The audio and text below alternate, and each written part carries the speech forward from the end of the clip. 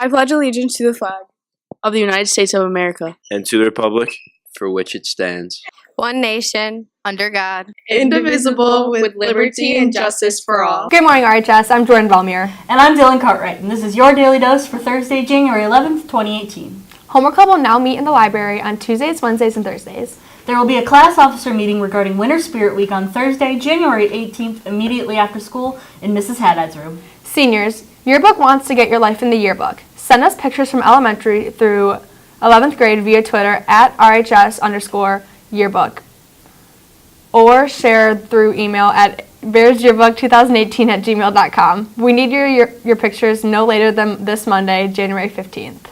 Seniors, the senior pages of the yearbook are posted in the principal's office window. You have until Tuesday, January 16th to check the spelling of your name. This is how it will appear in the yearbook, so be sure to check. If you notice an error, please see Mrs. Haddad in room C119 by Tuesday. DECA Districts is this Friday. Nina found out more about their preparation for it. Friday, January 12th, DECA is having its district conference, and students are working very hard to prepare. The district conference is an opportunity for them to compete in a role play situation. So when you in the school hears about different projects that we do, that actually happens at the state conference. Districts is for younger students mainly to prepare and to advance to the state conference. It's really good for our sophomores to get some experience just beginning in the participating in DECA. How many students are attending this year's conference? This year we have our district conference on Friday. We have 107 students that will be attending that conference. How confident are you in this year's DECA chapter at competing at districts? I think everyone's well prepared. It's something that you kind of have to prepare on your own, so the more you put into studying and practicing role plays, the better the kids will do. Where is districts being held this year? Eastern Michigan University. How have you been preparing for districts? We've just been grinding out those role plays, ready to take this thing all the way to Atlanta. Are you nervous for this being your first year? Oh, not at all. Just got to go in with a lot of confidence, act like you know what you're doing, look the part, be all good. What advice would you give to first-year competitors? I would tell them to always say something, even if you don't know what you're talking about. Just keep going along with it, because more than likely the judge isn't going to know exactly what you're talking about either. So just always say something. With already having been to districts, how are you preparing differently this year? This year I'm really focusing on making sure I include all the main points on my role play to make sure to give me the extra points. Why are you going to districts already, knowing that you're automatically advancing to states? To get practice talking to judges and getting more comfortable presenting my ideas. Good luck at your conference. Now back to the anchors. Thanks, Nina. Any girls interested in softball this spring, there will be a meeting in the PE classroom today at 3 p.m. Girls Group meets on the first and third Wednesday of the month. Our next meeting is Wednesday, January 17th. All are welcome. Political Science Club is meeting today after school in Mrs. Bowler's room A337. It's not too late to come, and all opinions are welcome. Finals is right around the corner. The Bacon Library will be hosting a study night on January 19th from 5:30 to 8:30. Students will be required to show their student IDs at the door. No re-entry will be allowed, and pizza and pop will be provided. Now here's Rachel with your Daily Sports Report. Hi, I'm Rachel, and this is your Daily Sports Report. JV boys basketball had a tough loss, 52-58, Tuesday night against Taylor Kennedy, but good performances by Ethan SAENZ, Cody Bowser, and NICO FERNANDEZ.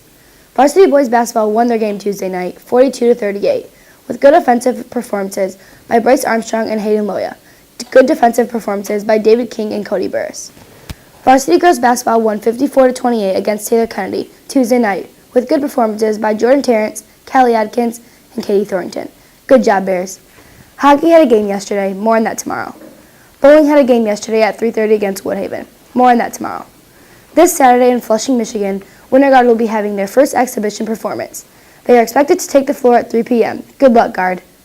Cheerleading is holding the Wyandotte Invite competition this Saturday, January 13th. Be there by 10 a.m. to show your Bear pride. That's all for your sports report. Now back to the anchors. Thanks, Rachel. There will be a meeting for all girls interested in playing tennis this spring in Mr. Haley's room, A345, tomorrow, Friday, January 12th, right after school. There is a mandatory National Art Honor Society meeting today in the art room, 3 to 3:30 p.m. AP Gov recently learned about important Supreme Court cases and their results. Jules found out more about it.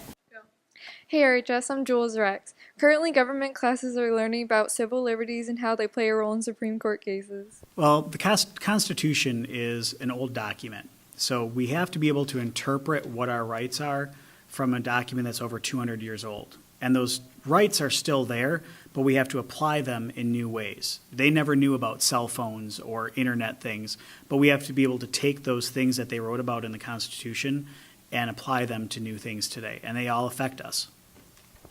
Well, everybody's going to have an opinion, especially when they find out about the verdicts. They maybe don't agree with them, and it really generates a lot of discussion because they maybe it's hard for them to wrap their mind around why the justices felt the way they did about certain cases, but once you explain it and talk about it a little bit, they can kind of understand. Still doesn't mean necessarily that they agree, but they understand it better.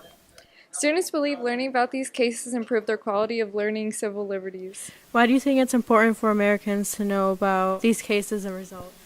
Because it has a lot to do with our rights and the protection of our rights, and it's just important for people to know what's going on in the government. And what we learned from it was to find better sources and use the necessary information, and to just be ready for anything the opposition comes at you with, and any question that you could be asked. You need to know almost everything about your topics. There are things that me and other people could do, like people that I know. So with seeing the outcome from the Supreme Court, we could see what the consequences are, or how the laws were questioned actually play out and what they actually mean. You have your own opinion, and everyone's entitled to their own opinion, but you have to have fact to support it, and you need to be educated when you say things. So the students will be learning about civil rights in the next few weeks. Now back to the anchors. Thanks, Jules. Our club will be meeting today from 3 to 4 p.m. in the art room. And happy birthday to Bailey Ani, Nikki Burleson, Alyssa Jones, Kara Chase, Rex Roman, and Mackenzie Sharpie. Hey Jordan. Hey what? Did you know that ketchup was used as a medicine in the 1930s? Oh my god, are you serious? Always remember, never forget, stay classy, RHS.